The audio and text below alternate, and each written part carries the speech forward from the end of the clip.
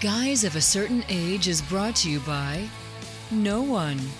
Absolutely no one. Except these dudes walking down memory lane. Now let's head to the studio to see what they misremember next. And we're back. Your favorite time of the week. Guys of a Certain Age. Robbie Koblentz behind the mic in studio alongside Art Shirley. And Jay Reed. I didn't have a witty intro this time. Sorry, guys. Okay. I failed. I absolutely failed. But we're coasting to episode 300. Yeah, we really are. You know what's really funny is I got a text from cousin Mervin this week. I forgot to put this week's episode up. Yeah, I heard from Michael. Did you? Yeah. I thought we have listeners. We have at least 3 listeners. So but your mom didn't say anything, did she, Jay? Not to me, no. Yeah, I did share it on Facebook and make sure. Yeah, I saw that. Tagged. I didn't. Your name doesn't. Are you still on Facebook? Yeah. Are we still friends? Yeah. Okay. I saw you put it up. Okay. Good. Maybe I blocked you inadvertently. So yeah. But yeah, it's that was kind of funny that I didn't put it up in time. But that's the way it goes. So let's jump into some Geeks of the Week. I want to go first because, of course, what a new trend. You know what? I've got the record button. So I think I made him nervous because I've said too much lately. Yeah, you have. I'm going to make sure I talk this episode. That's right. So did you guys hear what Disney and Fox and, was it Warner Brothers have decided to do? No. For sports? I'm going to pull it up. Oh, interesting. So a couple of days ago, as we record, ESPN, Fox, and Warner Brothers Discovery said they are building the sports super app. So they're going to go together. They're going to own each a third, and they're going to put all their sports properties in one location to stream. Okay. It doesn't give you CBS, so the Super Bowl goes from place to place. It doesn't give you NBC. Didn't give you NBC, but there's not much left at NBC anymore. So since Disney currently owns ESPN, does that mean that's where that will go? All the ESPN stuff? I wonder if they may create another they're going to create a new app. So that will a brand new app, not be branded ESPN. It may be something like what Max did. Kind of got rid of the HBO. But what I mean, the content that's on ESPN now, which is Legion, is that will go on this? No, we're talking sports.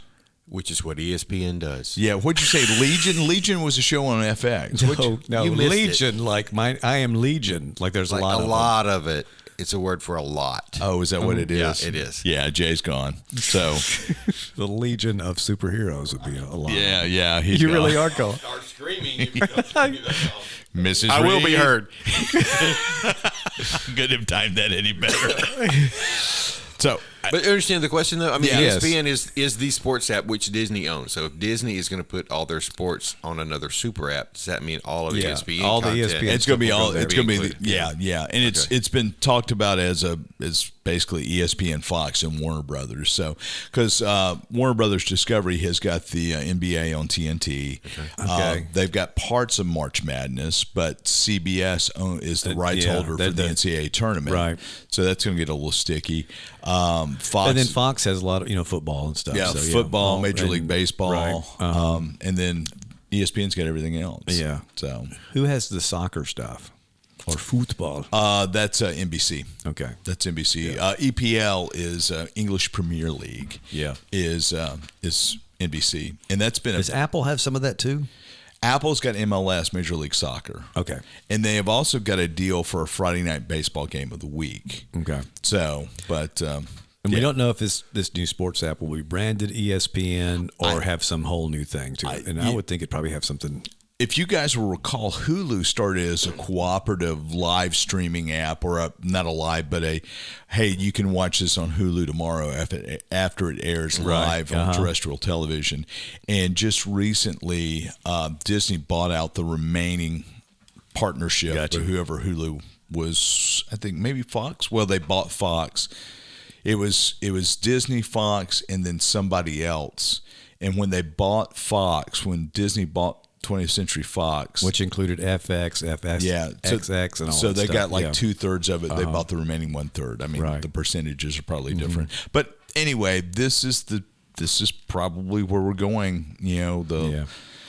The super app we've talked about to be able to get everything in one place. So if I'm a ABC or Fox affiliate, I've got to be a little upset because you're going to bypass one of my major revenue streams by live sports, because that's for me, that's the only reason I watch Fox Network or I watch CBS or ABC is for live sports. I do not watch them for anything else. I mean, what about you guys? So I know, I'm watching the live stuff on those stations through YouTube TV, so I'm still streaming in a sense, but it'll come off of there, huh? If they I don't know app that only? I don't know that it will come off of there, but I think they're offering a app that you would pay $60 a month for to have all the sports. And for those of us like myself who don't watch any live television except for sports, I would probably ditch YouTube TV and pick this up. Maybe. I don't know. So it's interesting how the convergence is starting to happen. So I'm interested in the technical aspects of this. What's this service going to be called? Whose servers? What pipelines are you going to be using? Because you're talking about, I mean, that's a lot of data to come through one app. I mean, that is a ton of live HD data. Yeah. So it's going to be fascinating. That concerns me. I think there'll be some pushback depending on how it plays out and what it looks like at the end, because you got so many. I mean, this is very general. So many Americans that maybe don't have the income to buy every streaming service that comes along, but those same people are watching football, they're watching baseball, they're watching NASCAR. I mean, all those things. If all that is taken away and you have to pay $60 a month to see it, I don't think it's going to be taken away from live terrestrial broadcast. So I don't think you're going to lose. The Fox affiliate will still be broadcasting a football game. Yeah. Oh, okay. Yeah, is what I believe is going to happen. I mean, that's kind of what's been implied, that the network affiliates are not going to lose their live. So if you had YouTube Live, or if you had Hulu Live, one of those that you were using as your cable replacement, and Fox or CBS, well, CBS wouldn't count, but Fox or ABC is running some sporting event, that will still show through your local affiliate. Okay. Either through cable, antenna, or your streaming service. But if you don't want to pony up $80 a month for that, and all you care about is live sports, which is what you said you are. I got you. So this could be a $40 or $50 app that's going to save you $20. That's true. Well, I mean, when you think back, that's pretty much why we got the YouTube TV. Yeah. And then I think what else we may have watched, which is very little. And then if you put rabbit ears up to be able to get your local terrestrial stations, you're probably covered across the board. So anyway, but it's very, very interesting. It's going to be curious to see what happens. So bye DirecTV. I mean, this is kind of probably, they lost NFL Sunday Ticket to YouTube TV. They've lost, I mean, I was a DirecTV customer for 20 years, and when I left, they tried nothing at all to try to get me back or to stay. So I think it's pretty. But do you think we're going to reach the point where people feel like things are too overpriced? And then, I mean, I'm looking at, have either of y'all ponied up for the extra $2 or $3 for Amazon Prime movies? I just popped up for the first time when I watched Reacher the other night. So Not yet. I don't watch enough on Amazon Prime to be irritated by it yet. But at one point, I might. We have, and sometimes you'll watch something there's not a commercial in it at all, or they'll have one at the beginning like they do. But watching, I can't remember what we were watching, but they would just throw a commercial in randomly, so there's no real place for even though there may be a place for the commercial, they're not matching it to that place. Yeah. So I think we watched an episode of Reacher, and I think it had 2 commercials in it. Yeah. And it didn't really disrupt it, just kind of, okay, well, I'll hop up for a second and grab a refill. Like we do, but I mean, I'm just not pausing it when I'm needed. I'm just going when I can. So anyway. Yeah. Like we used to do in commercials. Yeah, that's right. It is going to be a paradigm shift. So to me, this is disruptive. This is where we've been trying to get to, I guess. At the end of the day, you're still going to spend $100 to $120 a month on entertainment options, right? Between your YouTube Live or your Hulu Live, your various streaming services. Right. And if you add in an internet access, which really that's going to be anywhere from $40 to $80. I mean, you're going to be spending a fair amount of money, right? Across the board. So I don't know. It's an interesting world, but I found that just incredibly fascinating. We could have made this our second segment. It's probably what we should have done. So, but anyway, that's my geek of the week and probably my geek of the month, because I think that's going to really change things for streaming. So good. Who's next? A different type of streaming, OTR streaming, which is one of my go-to apps for old time radio. Thought you were saying over the road? Over the road, over the hill. It would maybe be more appropriate, but it's one that is kind of a radio shows on demand. There are some services you get that different websites or streaming locations will do something, and it's kind of you listen to whatever's coming on. So it's similar to the way you would listen to a radio show or any kind of show on terrestrial TV. But or terrestrial radio, and you hear it when it comes on. OTR Streamer has just thousands of shows, divided into genre, and then they have the different runs of the shows, and whatever's available they would get, and you could stream them, you can download them, you could listen to a whole series if you wanted to, and do that, but you could do it on your schedule, your time, and Apple has said they can't be on their store anymore, and so because they're afraid of copyright violations. I think some of these things and a lot of these things are public domain, but they're worried about some type of copyright infringement. So even though it's been on the Apple Store since the beginning, they're wanting to pull it off of there. And the folks that run it, they don't have the resources to fight or to do something different with it. So it's kind of for now, I mean, you can still use it, until some update takes it off for you. But it is still there. But it's got to be, like I said, it was a sad day for the other old-time radio geeks that are on Facebook pages that I frequent. They're, what are we going to do with this? But and my thought is, they're probably going to try to find a way to monetize this, which, do that. But and Apple and the corporate folks are. But I think what's going to happen is you're going to find even more and more people that, have no idea what kind of really quality entertainment was out there and being produced, back in the 30s and forward till the late 60s, early 70s. So would you be willing to pay a subscription? Yeah, I think I probably would be. Now, again, I'm not going to pay, $10 or something for it, but maybe a couple of dollars a month or whatever for it. I ponied up and got the higher end version of the app that allowed me to download multiple copies of something. And of course, you can find these things on websites without going to the apps, but the convenience of the app and the organization of the tool is really good. I just saw this. This is Marshall Ramsey's latest. This is hilarious. Marshall Ramsey, who is one of my favorite cartoonists, he and Art Shirley. A wife is telling her husband, hey, Ash Wednesday and Valentine's Day are on the same day. He says, you can't spell Valentine's without Lent. She says, if you give me ashes, you're dust. That's pretty funny. It is. He's clever. He's very clever. And a commentary on what I was just saying, so I appreciate that.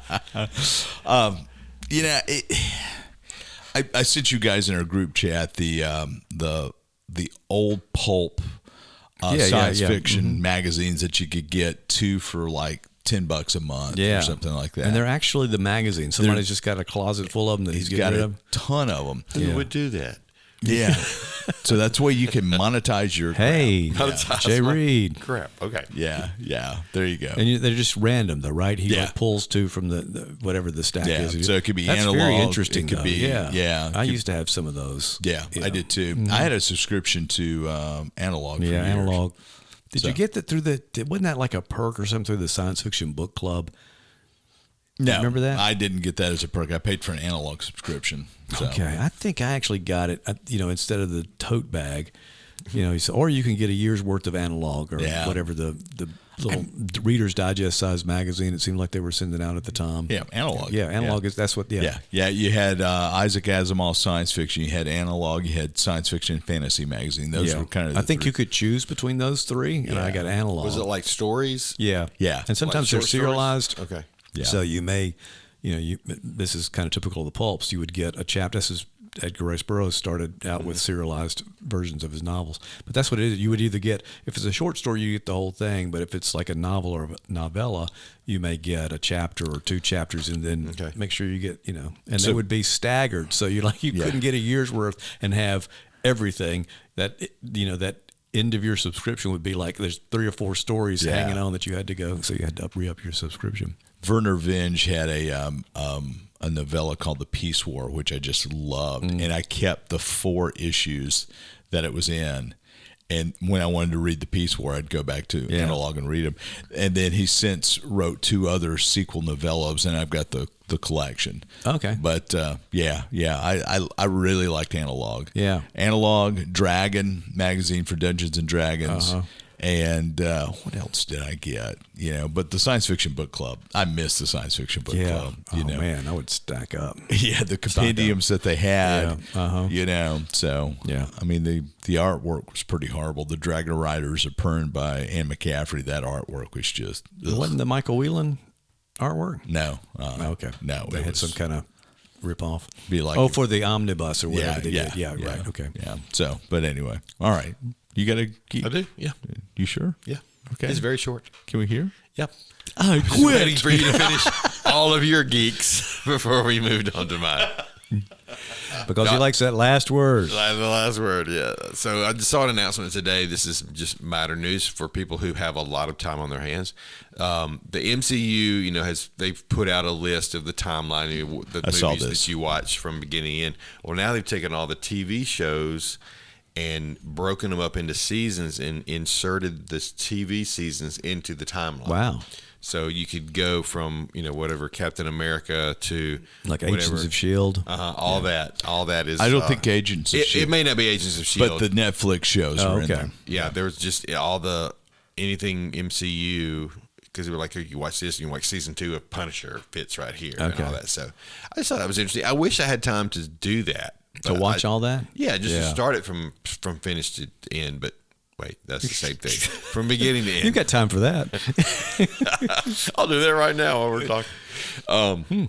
I'll never sit and watch it from the beginning, but I think Jacob took Lindsay, his wife. I think they started with the movies anyway. Yeah. Did the timeline. I think Charlie, my son-in-law, tried to take Lauren through the Star Wars sequence, but I'm not sure they ever made it all the way through. Yeah. Okay. So I'm trying. I'm looking at the list. There's no Agents of S.H.I.E.L.D. Okay. Yeah. They also include the one-shots as well, which is great. Oh, yeah.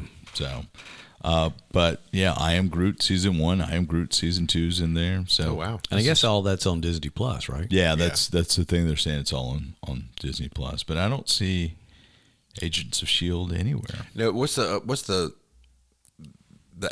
lady agent's name? Agent Carter. Carter. She's in there, right? Yeah. Okay. That's interesting. That's probably what I saw. Yeah. It was the same production house that did her series. Yeah. Well, no. The Marvel Studios one-shot Agent Carter's in there, but not the series. Oh, okay. The series was so great. Yeah, I thought it was really good too. So that and Agents of S.H.I.E.L.D. is missing. Interesting.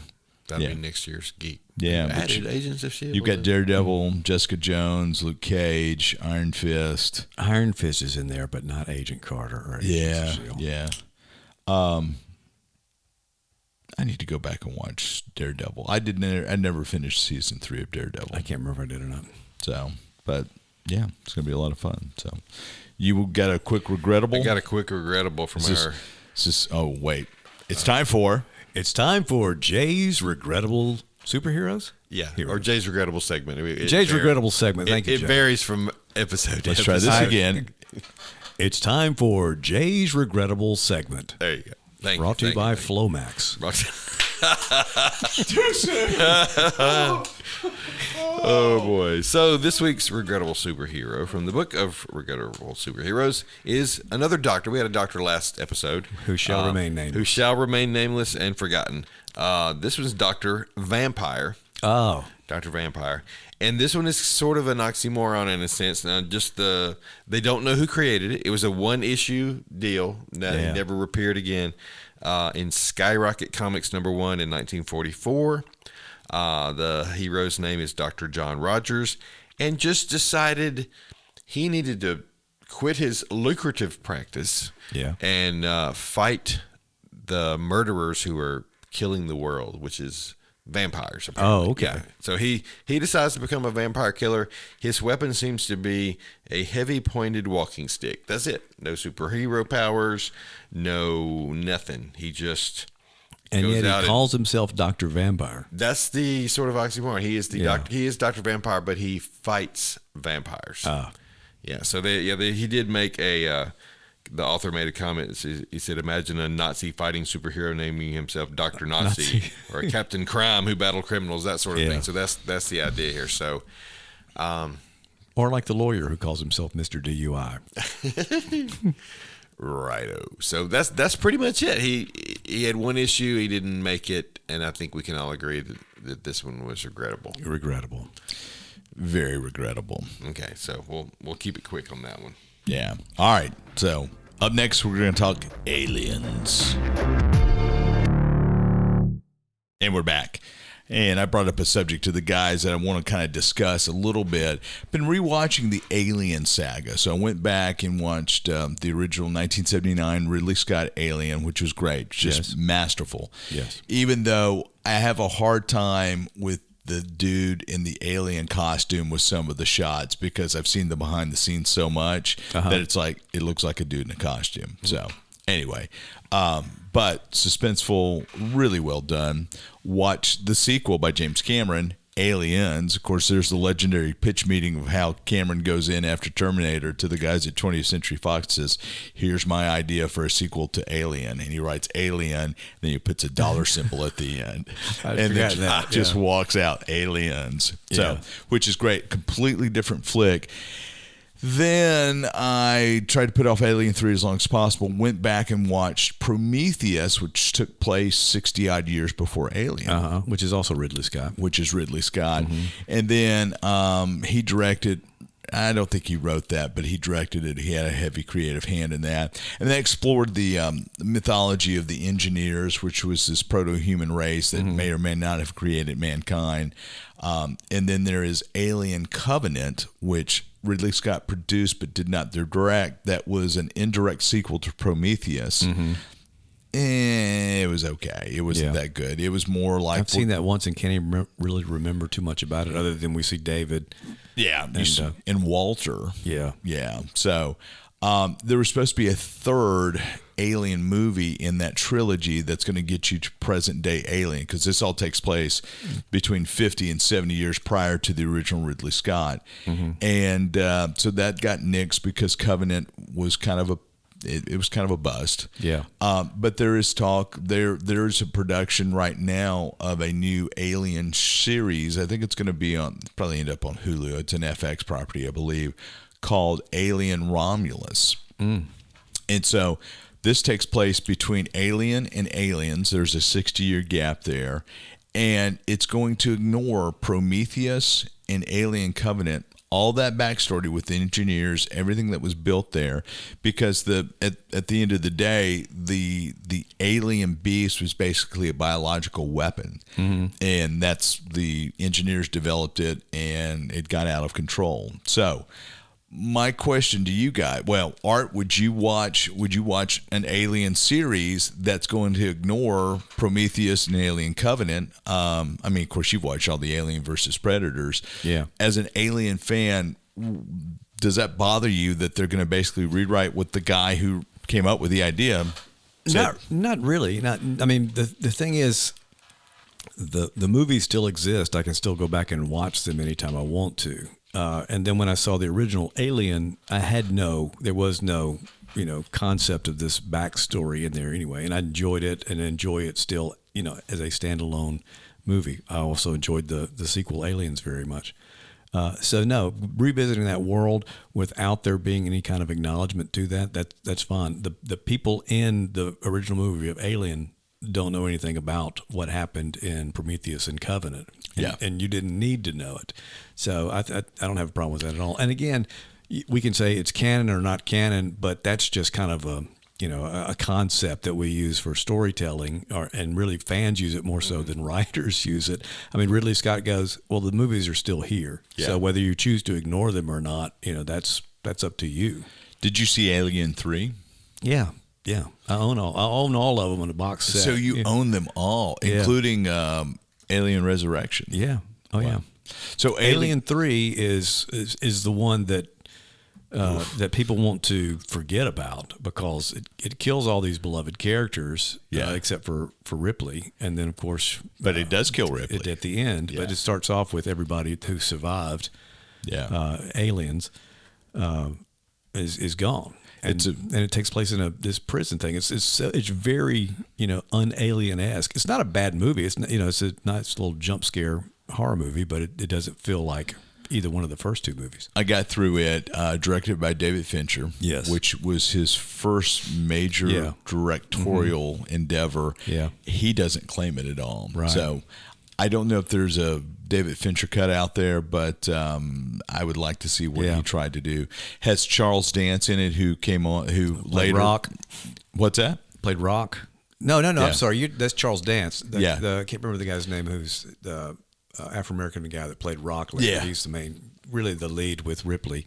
But yeah, Charles Dance is who became famous for Lannister. Yeah. For a Lannister. Yeah, I forgot he was in that. Yeah. And then 4, has the main thing I like about watching 4 is one of the first movies made with a virtual set. Yeah. So everything was shot on a green screen, and all the set is either a computer generated or created somehow.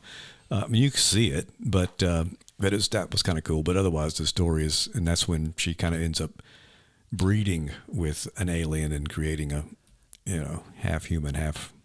So I'm in the middle. I've started. Sorry, watching did I spoil it. that for you? No, I knew that. I'd seen it before. I knew that there was a hybrid there. Yeah. Because they somehow salvaged her DNA after she plummeted into a molten lead pool and killed herself as she was giving birth to an alien. Yeah. In Alien 3. So did you like Alien 4? It was okay, but again, to me, I mean, it's like watch them as a completist, to make sure they're all there and see them. Sometimes I will go back to them and watch them again just to kind of remind myself of what they were like. But Alien, the first movie, is one, like I said, it's just one of my favorite movies of all time, regardless of genre, whatever. It's just one of my favorites. I love Aliens as well. We've talked about this before, how it's just it was a great idea to do that alternate take on it, do something completely different rather than trying to recapture things. So I watch both of those over and over again. Game over, man. Yeah, Game over. I very rarely go back to 3 or 4. Yeah. And I probably would be more likely to go back to 4, but it just feels like they feel like a different franchise to me. They do. Mm-hmm. So a little Doctor Who note, even though I haven't talked Doctor Who in a while. So you have John Hurt in Alien, who plays the War Doctor. Then Paul McGann, who is the 8th Doctor, is in Alien 3. He's on the prison planet. Most of his stuff got cut, but you can still see him from. He's he survives like midway through. So, I like the. One of the things I loved about Cameron's Aliens was that you got to see more of the advanced world. And I love Paul Reiser's character. But anyway, that's not necessarily what I wanted to talk about, to take that route. But Jay, what do you remember of Alien, the very franchise? Very little. I probably only watched the first one. I might have watched the second one, but I have no memory of it. Yeah. But I want to ask you just the question that you're kind of getting to, talking about the retcon or whatever. Is the series going to say that these other movies were wrong and create a different backstory, or just ignore it completely? I think it's going to it's probably going to ignore it and maybe create a new backstory for Prometheus and Alien Covenant. And that's just that's the rumor. That's kind of what one of the I don't have a big dog in the hunt, but I would think that there would be two different things. If they just ignore it and don't talk about it, that's one thing. But if they say, well, here's the real backstory, that would be, I don't know, disrespectful. But to me, that they've already done that. They've already taken the character and done different things with the character. The alien has changed over the movies. I mean, you went to Alien and Predators. You have just all these different things that have taken what Ridley Scott's creation was, and changed it. So I don't know that that's any more offensive to the writer than it would be. I mean, than it would be if they said, "Oh, well, these movies don't exist." Well, of course they exist. Yeah. And, they're there. So, well, it could be that he's just happy that people are still wanting to do things with his character. Mm-hmm. Well, does he get a cut? I don't know that he gets a cut. I don't know what his stake in it. I don't think he's got a straight ownership stake in it. I think it's a 20th Century Fox piece. Mm-hmm. So yeah, and again, that's also part of the thing too. You're doing basically work for hire, so it's not your particular. I mean, it may be your creation, but then people could say, "We look at all the movies that went before that you're pulling from to create this. How much of it is truly original?" I mean, it's basically a monster movie. Is what the first one is, but it's just very well done. Very well produced, but I mean, at the end of the day, that's what it is. Yeah. So it's going to be interesting to see the reaction to the Alien series. A serialized Alien I'm real interested to see how they pull it off, because I mean, it's longer form storytelling. I really was digging the whole Prometheus engineer thing. Me too. I thought that was going to be a really good story. Yeah. I liked, and I wanted to see a trilogy set that was kind of tied more into that movie as opposed to something that went completely different direction like Covenant did. Yeah. Because you've got that intro scene in Prometheus where you don't know where the engineer is. Yeah. Is he on Earth? Then he takes this thing and he decomposes his body, and he becomes, he's the literal Genesis. Yeah, the Adam character.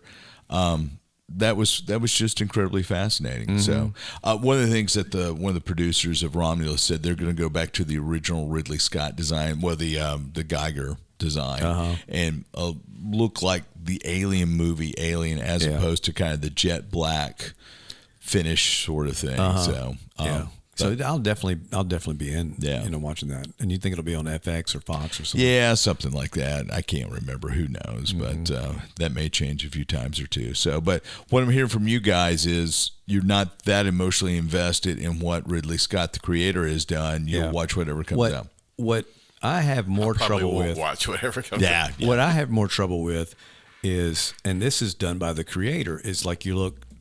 The franchise, not the actual creator, but what George Lucas did with the original Star Wars trilogy, where we can't go back and see what we originally saw, and unless you've got. Actually, I lied to you. It's been pivoted to a movie. It was originally a series. Now it's going to be a movie. Yeah, and it looks like it's going to be. Yeah, so it's a Disney piece because they own. So maybe will we have an alien princess if it's a Disney? I do. Yeah. And to your point, though, I mean, I want to see the theatrical version of Star Wars. Yeah, and hand shot first. Yeah, that's right. I mean, he, as the creator of that property, certainly had any right to do whatever he wanted to do with it. But I think we should still be able to see the original versions of it, and then of course he ran into the same thing with the sequel trilogy, where they took his characters and ideas and completely changed them. And I think as fans, we have our own reactions to that sequel trilogy. As a creator of that, I'm sure he has a very definite opinion of what they did, but at the end of the day, he sold them. What was it John Grisham said when he started selling his novels to the film rights? He says, basically, you're giving it away. Yeah, I mean, you have no say so any longer. And Stephen King, same way. I mean, he's never been happy, or maybe only rarely been happy with adaptations of his work. I think he was happy with The Shining, wasn't he? No, he hated The Shining. Did he hate The Shining? Yeah, that was the one that you hear about him hating the most. Yeah, because they completely changed the ending of it, and and Kubrick. I mean, you've got two masterpieces: the book and the movie. How's the movie? How are the books different than the movie? In the movie, that everything happens because it freezes. Yeah. In the book, there's a boiler that Jack has to keep going and watching and turning it down the whole time. Turn it down, and so at the end of the book, he's so distracted trying to kill everybody and by all the ghosts that are there that he forgets to do the boiler, and then. I think Danny is also helping keep him preoccupied. You see some of that in Dr. Sleep. Gotcha. Because they go back and they use the boiler to explode the thing then. So they took which apparently Stephen King was a big fan of what they did with Dr. Sleep, and also the way that they were able to be true to both the movie and to the original book. Gotcha. Cool. All right, I think that's going to do us. Jay, do you have any final words? I don't have any final words today, but thank you for the opportunity. Yeah, I thought I'd give you the opportunity to talk in this segment that Art and I have been talking about. So thanks for joining us. We'll see you next time around.